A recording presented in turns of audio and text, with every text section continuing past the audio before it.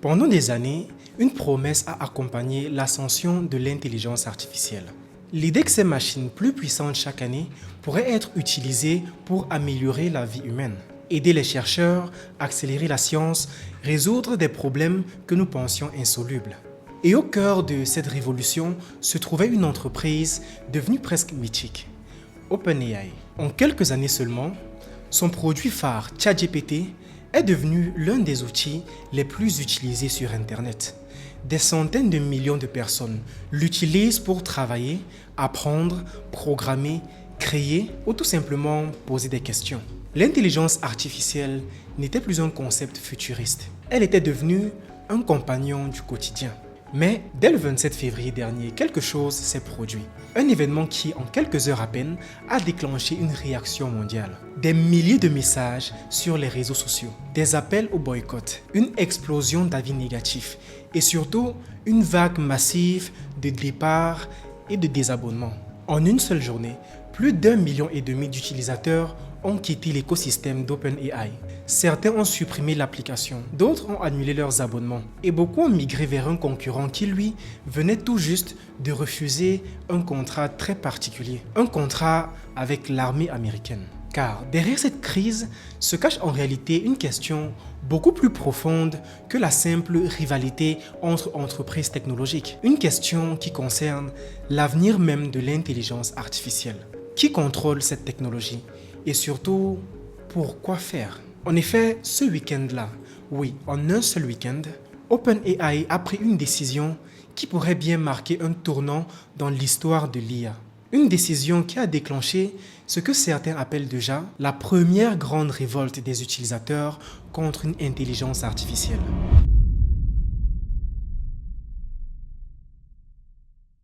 Pour comprendre pourquoi cette décision a déclenché une réaction aussi violente, il faut d'abord regarder la position qu'occupait OpenAI au moment des faits. Depuis 2026, l'entreprise est tout simplement au sommet de l'industrie de l'intelligence artificielle. Son produit phare, ChatGPT, est devenu en quelques années l'un des services numériques les plus utilisés au monde, avec près de 900 millions d'utilisateurs actifs chaque semaine. L'objectif du milliard d'utilisateurs semble désormais à portée de main. Mais le succès d'OpenAI ne se mesure pas seulement en nombre d'utilisateurs. L'entreprise a réussi à transformer l'intelligence artificielle en un outil du quotidien. Des développeurs l'utilisent pour écrire du code, des étudiants pour apprendre plus vite, des entreprises pour automatiser certaines tâches et même des créateurs pour écrire des scripts ou générer des idées. En très peu de temps, ChatGPT est devenu une sorte de porte d'entrée universelle vers l'intelligence artificielle. Ce succès a aussi propulsé OpenAI dans une toute autre dimension économique. L'entreprise est aujourd'hui valorisée à 730 milliards de dollars. Ce chiffre est fou. Et environ 50 millions d'utilisateurs paient un abonnement pour accéder aux versions avancées de ces modèles, ChatGPT+, Pro ou ceux destinés aux entreprises. Mais derrière cette ascension spectaculaire se cache une réalité beaucoup moins visible. L'intelligence artificielle coûte extrêmement cher. Entraîner et faire fonctionner ces modèles nécessite des milliers de GPU, des centres de données gigantesques et une consommation énergétique que vous ne pouvez même pas imaginer. Certaines estimations évoquent même plus de 110 milliards de dollars de cash burn pour OpenAI, c'est-à-dire de pertes nettes d'ici 2030. C'est vraiment énorme. Autrement dit, OpenAI domine aujourd'hui le monde de l'IA, mais pour maintenir cette avance, l'entreprise doit constamment trouver de nouvelles sources de financement. Et c'est précisément dans ce contexte qu'une proposition très particulière va apparaître. Un contrat venant du Pentagone. Avant de continuer, pense à t'abonner si ce n'est pas déjà fait pour ne rien rater. Et laisse un like sous la vidéo, ça fait toujours plaisir. Revenons au sujet. À la fin du mois de février 2026, le gouvernement américain cherche à accélérer l'intégration de l'intelligence artificielle dans ses infrastructures stratégiques. L'objectif est clair, utiliser les capacités des modèles modernes pour améliorer l'analyse de données, la cybersécurité, la planification militaire et certaines opérations de renseignement. Pour cela, le département de la Défense, plus connu sous le nom de Pentagone, commence à approcher plusieurs entreprises spécialisées dans l'IA. Parmi ces entreprises, vous vous en doutez bien, figure évidemment OpenAI. Les discussions aboutissent rapidement à un accord. L'entreprise accepte de déployer ses modèles d'intelligence artificielle dans certains réseaux classifiés du gouvernement américain. Le contrat estimé à 200 millions de dollars prévoit que les technologies d'OpenAI puissent être utilisées dans des environnements sécurisés pour assister certaines opérations stratégiques. À première vue, ce contrat peut sembler étonnant. Pourtant, le montant annoncé d'environ 200 millions de dollars paraît presque insignifiant pour une entreprise comme OpenAI. Laissez-moi vous expliquer. La société perd environ 14 milliards de dollars par an, soit près de 38 millions de dollars chaque jour. À ce rythme de cash burn, 200 millions de dollars couvrent seulement quelques semaines d'opération au mieux. Mais l'intérêt de ce type d'accord avec le Pentagone est stratégique. Il permet à OpenAI de s'intégrer aux infrastructures du gouvernement américain et se positionner comme fournisseur clé et incontournable d'IA pour la défense nationale, ouvrant donc la voie à des contrats bien plus juteux plus tard. Mais, j'aime à croire aussi qu'aucun argent n'est à négliger pour une entreprise qui brûle autant d'argent pour fonctionner.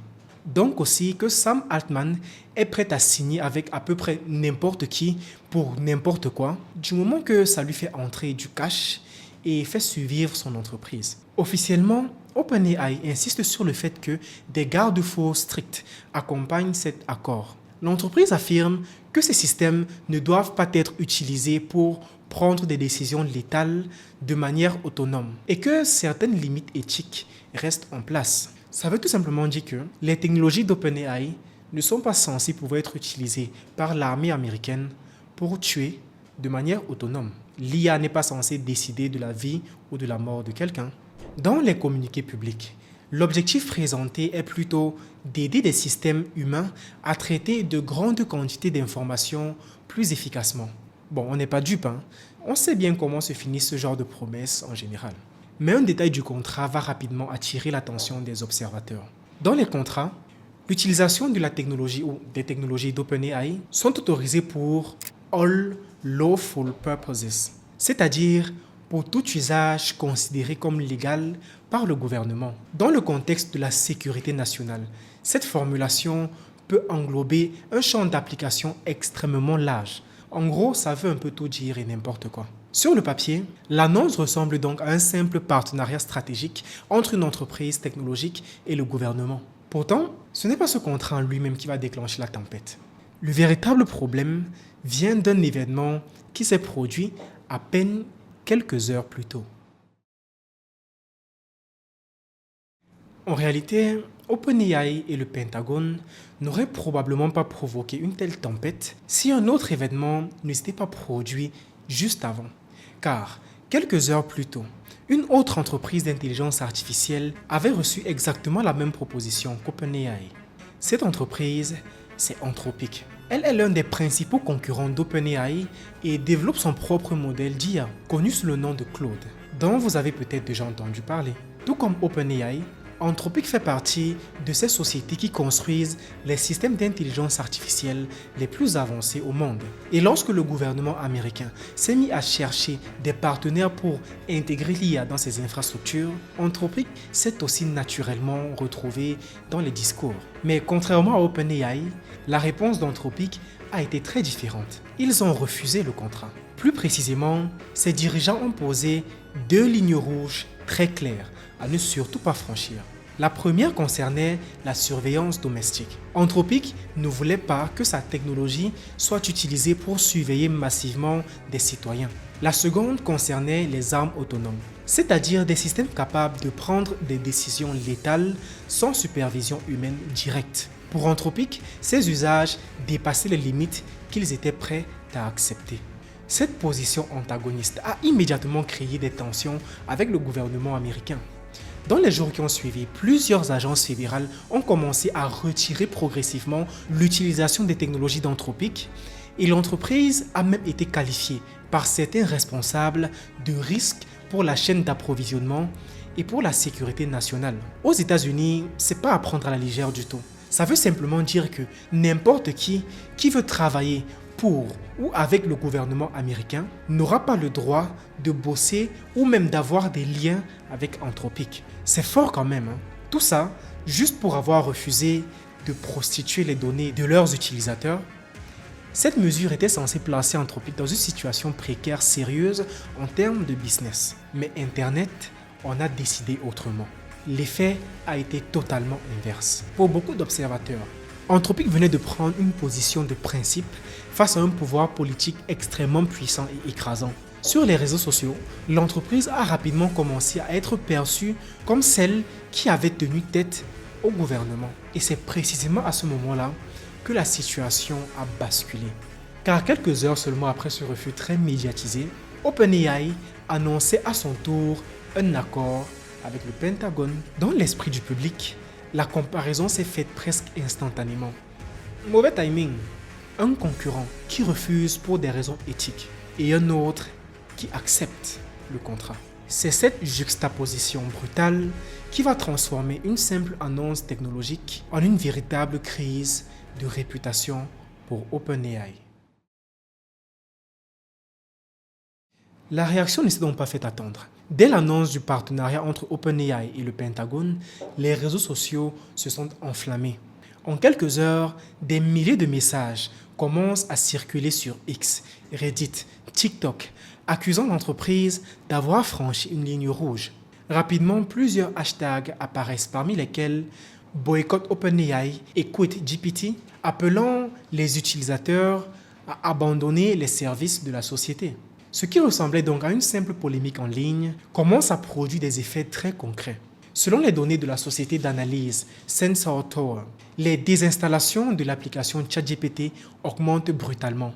Rien que le 28 février, elles bondissent de 295% par rapport au taux normal qui tourne habituellement autour de 9%. Dans le même temps, les avis négatifs sur les plateformes d'application explosent de 775%, tandis que les évaluations positives chutent de 50%. Dans les jours qui suivent, les estimations commencent à circuler. Plusieurs analystes évoquent que 1,5 million d'utilisateurs quittent l'écosystème d'OpenAI. Mais les dernières analyses d'aujourd'hui même placent ce chiffre à 2,5 millions de désinstallations, d'annulations d'abonnements et d'engagement public au boycott. 2,5 millions en un seul jour. Rends-toi compte de comment c'est énorme. Et attention, parce que ce sont majoritairement des utilisateurs qui payent, qui partent, donc des clients, pas juste des utilisateurs de la version gratuite. Pendant ce temps, un autre phénomène apparaît. Une partie des utilisateurs de ChatGPT se tourne vers son principal concurrent, Claude, l'IA développée par Anthropic. Les téléchargements de l'application sont en hausse brusque de 51%, propulsant Claude au sommet des classements sur l'App Store et le Play Store. En l'espace d'un week-end, d'un seul, la décision d'OpenAI se transforme en une opportunité historique pour son rival. Ce qui devait au départ être un simple partenariat stratégique est désormais perçu par une énorme partie du public comme une trahison des principes que l'entreprise revendiquait depuis sa création. Si la réaction des utilisateurs a été aussi rapide et aussi intense, ce n'est pas uniquement à cause du contrat avec le Pentagone. Ils ne sont pas les seuls ni les premiers. Ils touchent à quelque chose de beaucoup plus fragile que la technologie ou l'argent, la confiance. Depuis sa création, OpenAI s'est construit une image particulière. L'entreprise affirmait vouloir développer une intelligence artificielle capable de, je cite, « benefit humanity », bénéficier à toute l'humanité. Cette promesse faisait partie de son identité. Une organisation née dans la recherche qui promettait de construire des systèmes puissants tout en restant attentive aux implications éthiques. Mais au fil des années, cette image a commencé à se fissurer. OpenAI est progressivement passé d'une structure à but non lucratif à une entreprise commerciale extrêmement valorisée et extrêmement gourmande. Les levées de fonds gigantesques et la course à la domination technologique ont changé la perception de l'entreprise. Utilisation massive de données, propos polémiques et impact sur l'emploi. Le partenariat avec le Pentagone est alors apparu pour certains utilisateurs comme un symbole de ce basculement, une réalité tangible. Car les gens n'utilisent pas seulement ChatGPT comme un outil technique. Non. Ils y confient leurs idées, leurs projets, leurs secrets intimes. Ils ne le devraient pas, oui c'est vrai, mais n'empêche qu'ils le font quand même. Et lorsque cette technologie se retrouve associée à des applications militaires ou gouvernementales, l'inquiétude apparaît immédiatement. Et je n'ai pas besoin de vous faire un dessin. La question dépasse donc la technologie. Elle est éthique et profondément humaine.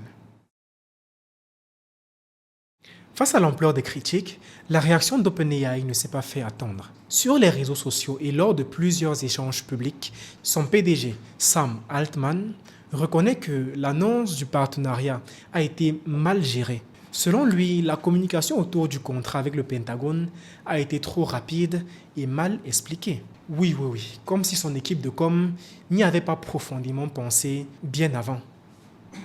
Bref, continuons. Dans un message publié en ligne, il admet que l'entreprise n'aurait pas dû précipiter l'annonce, expliquant que les enjeux liés à l'utilisation de l'intelligence artificielle dans des contextes militaires sont extrêmement complexes et nécessitent des explications beaucoup plus claires, et qu'il reste déterminé à servir l'humanité de son mieux.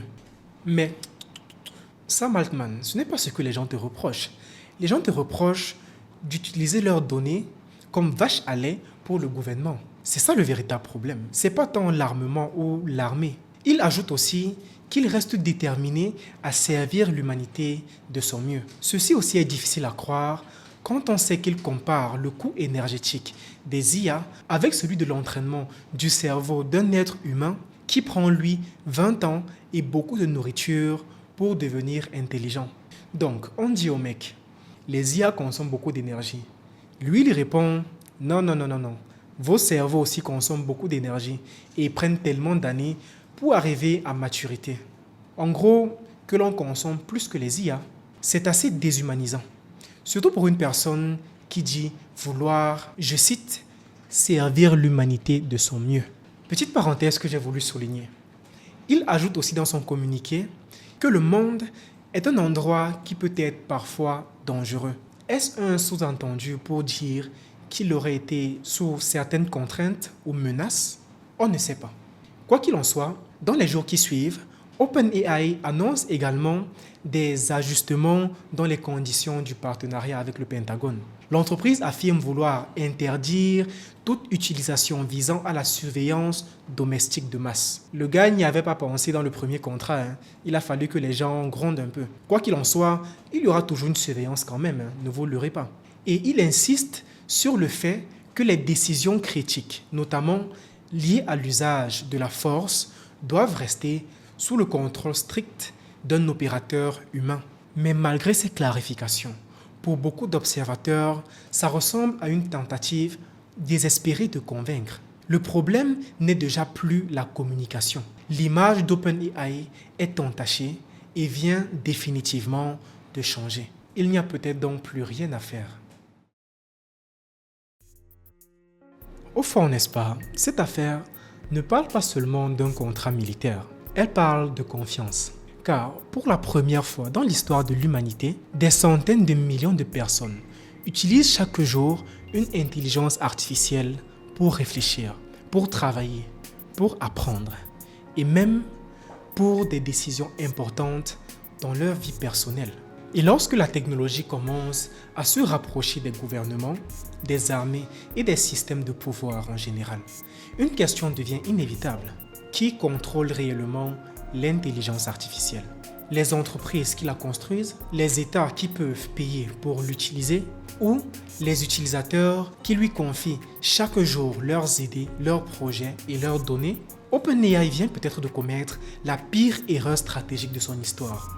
Sacrifier la confiance du public pour un contrat militaire. Car si cette crise nous apprend une chose, c'est peut-être bien celle-ci. Dans l'ère de l'IA, la technologie compte, mais la confiance compte 2 fois plus. En tout cas, Anthropic est sûrement le plus grand gagnant de cette histoire. Ce qui était censé être une punition est devenu le plus grand événement d'acquisition d'utilisateurs de l'histoire de l'intelligence artificielle. C'était Excel. Abonne-toi, like et surtout partage massivement. De plus, je serais très ravi de lire ton avis en commentaire. On se retrouve donc dans la section communautaire et à la prochaine exploration technologique.